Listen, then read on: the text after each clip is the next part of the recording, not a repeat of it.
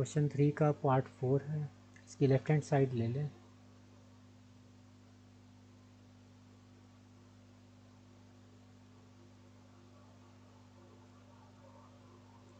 Tan theta आपके पास क्या होता है? Sine over cos. अब कॉट जो होता है बेसिकली टेन का इन्वर्स होता है, तो अगर ये टेन आपके पास साइन ओवर कॉस है तो कॉट क्या हो जाएगा? Cos over sign.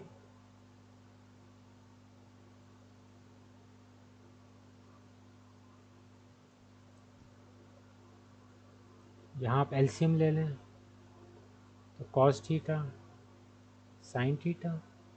अब दोनों वैल्यूज़ डिफरेंट है तो ये एक दूसरे के मल्टीपल नहीं है, तो इस वजह से जहाँ आप इसको क्रॉस मल्टीप्लाई कर देंगे, साइन साइन के साथ मल्टीप्लाई के साइन स्क्वायर हो जाएगा,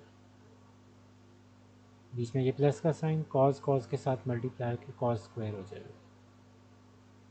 ये हमने फार्मूला पढ़ा हुआ था, ये क्या होता है? 1 होता है।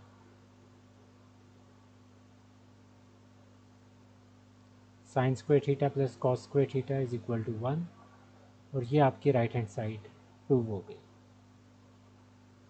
आप साइन थीटा को पहले लिखते हैं या कॉस थीटा को पहले लिखते हैं, उससे कोई फ़र्क नहीं पड़ता, कम्यूटेटिव प्रॉपर्टी होती है।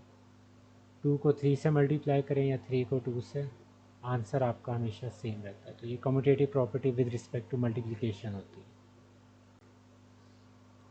फिफ्थ पार्ट है, थोड़ा सा देखने में इंटीमिडेटिंग लगता है लेकिन ये ऐसा है नहीं, बहुत सिंपल सा है। सबसे पहले इसकी लेफ़्ट हैंड साइड लेनी है आपने, वहीं से काम स्टार्ट होगा।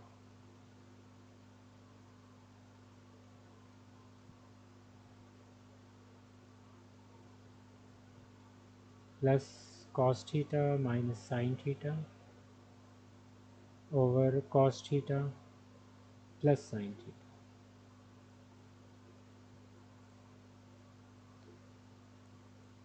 नीचे आप एलसीएम ले लें, दोनों डिफरेंट वैल्यूज़ हैं तो एज इट इज़ मल्टीप्लाई हो जाएंगे।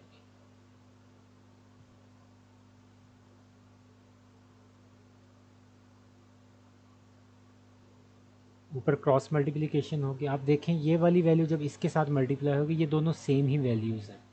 इधर भी cos theta plus sine theta, इधर भी cos theta plus sine theta, तो ओवरऑल स्क्वायर हो जाएगा।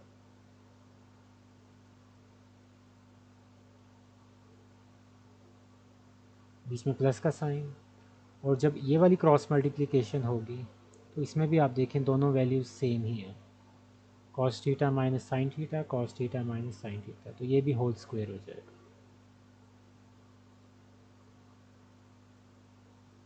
क्योंकि एक जैसी वैल्यूज़ जो मल्टीप्लाई होती हैं तो स्क्वायर्स हो जाता है। इसको ओपन कर दें, a square plus b square plus 2ab वाली फॉर्म से।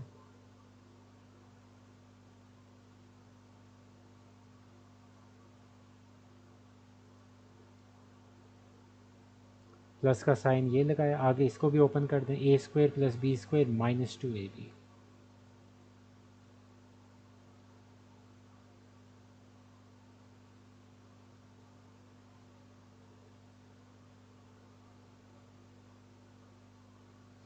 नीचे आपके पास a minus b, a plus b formula बन रहा है, तो ये क्या हो जाएगा? A square minus b square, यानी कि कॉस का स्क्वायर माइनस साइन का स्क्वायर, ऐसे। ऊपर अगर आप गौर करें तो plus 2 sin theta cos theta minus 2 sin theta cos theta, ये आपस में कैंसिल आउट हो जाएंगे। आपके पास cos square theta plus sin square theta है, ये आपके पास क्या वैल्यू होती है? 1 होती है। यहाँ भी वही चीज़ है, ये भी 1 है, तो ऊपर आपके पास 1 प्लस 1 हो जाएगा। अब नीचे इसके लिए आपको राइट हैंड साइड देखनी पड़ेगी। राइट हैंड साइड पे क्या है? 1 माइनस साइन स्क्वायर है, यानी कि कॉज की वैल्यू नहीं रहनी चाहिए, कॉज को उसको यहाँ मौजूद नहीं होना चाहिए। तो जैसा कि आपके पास फार्मूला था,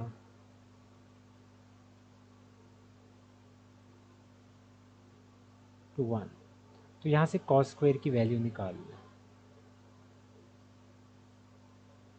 और ये जो वैल्यू है इधर पुट कर देंगे तो कॉस ख़त्म हो जाएगा, तो कॉस स्क्वायर की जगह पे 1 माइनस साइन स्क्वायर पुट कर दें,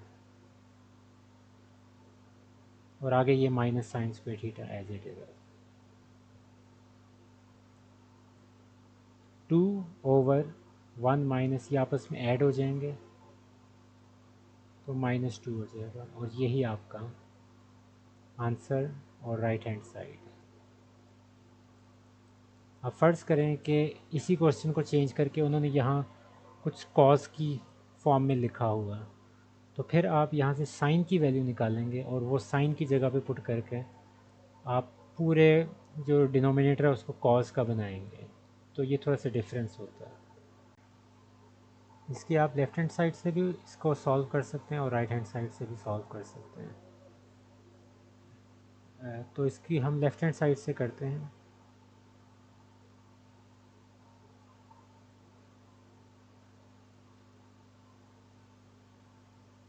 पहला स्टेप है इसको, माइनस का साइन आ रहा है तो इसका कॉन्जुगेट हो जाएगा आपके पास 1 प्लस कॉस थीटा, उससे मल्टीप्लाई भी कर दें और डिवाइड भी कर दें। ऊपर सेम वैल्यूज़ हैं, होल स्क्वायर हो जाएगा, नीचे डिफरेंट वैल्यूज़ हैं। 1 minus cos theta, 1 plus cos theta, तो ए स्क्वायर माइनस बी स्क्वायर, 1 का स्क्वायर माइनस कॉस का स्क्वायर।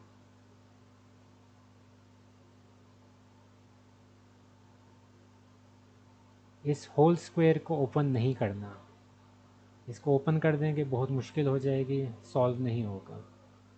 1 माइनस कॉस स्क्वायर क्या होता है आपके पास, साइन स्क्वायर होता है। अब ऊपर भी स्क्वायर है, नीचे साइन का स्क्वायर है, आप इसको एक होल स्क्वायर के अंदर लिख सकते हैं, यानी कि इस तरह, और होल एक ही स्क्वायर करते हैं, सबको एक स्क्वायर के नीचे लिखते हैं। अब यहाँ से फ्रैक्शंस को अलग कर दें, 1 ओवर साइन थीटा अलग हो गया और कॉज ओवर साइन अलग हो गया।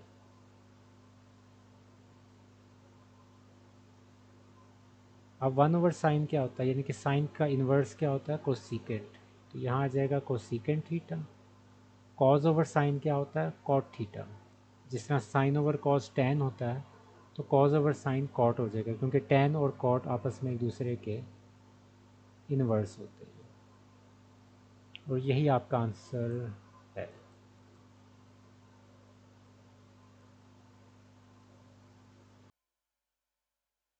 इस तरह के क्वेश्चन हमने पहले किए हुए हैं, क्वेश्चन नंबर 4 जैसे, क्योंकि रिव्यू एक्सरसाइज है तो सिर्फ टेन थीटा दिया हुआ और बाकी उन्होंने कह दिया कि थीटा लाई करता है फर्स्ट क्वाड्रेंट के अंदर।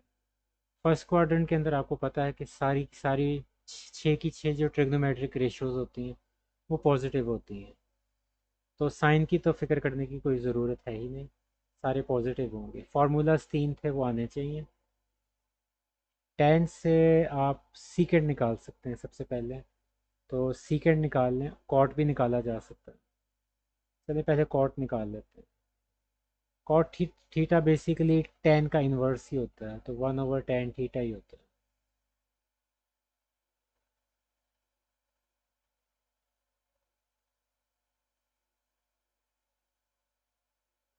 तो इसका इन्वर्स जो होगा रेसिप्रोकल, वो आपके पास कॉट थीटा आ जाएगा।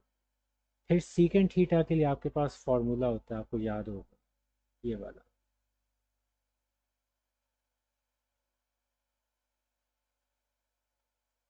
तो यहाँ से अगर आपने सीकेंड थीटा निकालना है, तो ये स्क्वायर ख़त्म करने के लिए इधर स्क्वायर रूट आ जाएगा, टेन थीटा की वैल्यू पुट कर दें,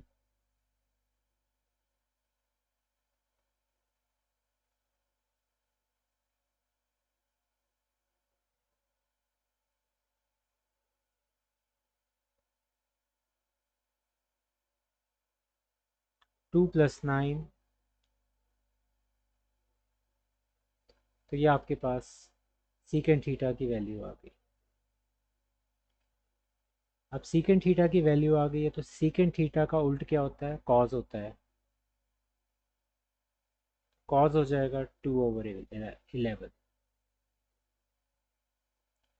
कॉज से निकल सकता है साइन, क्योंकि हमें फार्मूला पता है sine square theta plus cos square theta is equal to 1 होता है। तो यहाँ से साइन स्क्वायर थीटा क्या हो जाएगा, 1 माइनस कॉस स्क्वायर थीटा, और खाली साइन थीटा क्या हो जाएगा, 1 माइनस कॉस स्क्वायर थीटा और उसका स्क्वायर।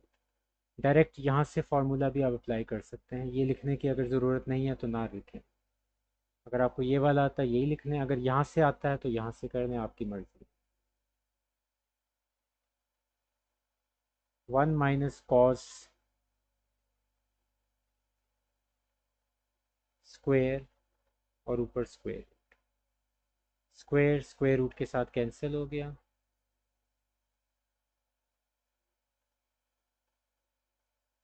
11 माइनस 2 9। तो ये आपके पास साइन थीटा की भी वैल्यू आ गई। साइन थीटा का रेसिप्रोकल कर देंगे तो कोसेकेंड आ जाएगा, तो इसको रेसिप्रोकल कर दें।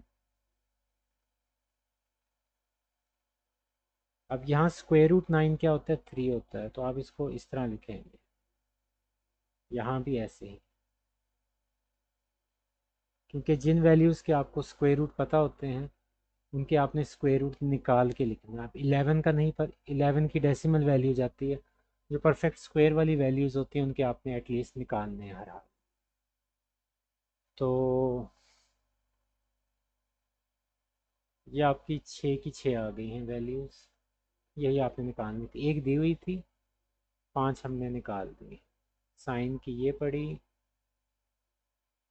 कॉस थीटा की ये है, सीकेंड थीटा की ये है, और कॉट की ये। तो एक दी हुई है और बाकी 5 हमने निकाल दी। फिफ्थ क्वेश्चन है, ये एक्सरसाइज 6.6 से रिलेटेड है, तो जो अभी हमने रिसेंटली आखिर में ख़त्म की थी। From a point on a ground the angle of elevation to the top of 30 metre high building. ठीक है, एंगल ऑफ एलिवेशन 30 डिग्री है, कहाँ तक, एक 30 मीटर हाई बिल्डिंग का। ये 30 मीटर हाई बिल्डिंग है, आप पॉइंट पे खड़े हैं ग्राउंड पे, वहाँ से ऊपर की तरफ देख रहे हैं उसके टॉप तक। तो वो कहते हैं कि ये आप जहाँ खड़े हैं और जहाँ बिल्डिंग है वहाँ तक कितना डिस्टेंस, ये आपने निकालना। तो बेस परपेंडिकुलर बेस को यूज़ कौन सा करता है, टेन करता है। Tan 30 degree is equal to perpendicular over base.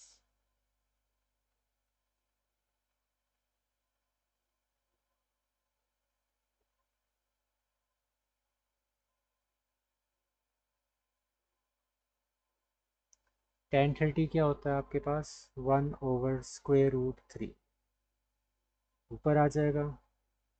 तो 30√3 मीटर के अंदर है। इसका एक दफ़ा मैं आंसर चेक कर लेता हूँ कि उन्होंने किस फॉर्म में दिया हो, ऐसे ही रहने दिया है या फिर डेसिमल में दिया। के बाद में कुछ स्टूडेंट्स कहते होते हैं कि आंसर आपका बुक्स के पीछे से मैच नहीं कर रहा, तो उस वजह से मुझे एक दफ़ा मैच करना है। 6 रिव्यू एक्सरसाइज का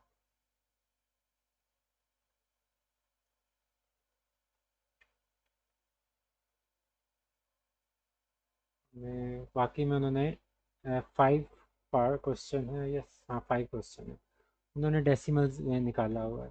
30 मल्टीप्लाई बाय √3 51.96 आता है।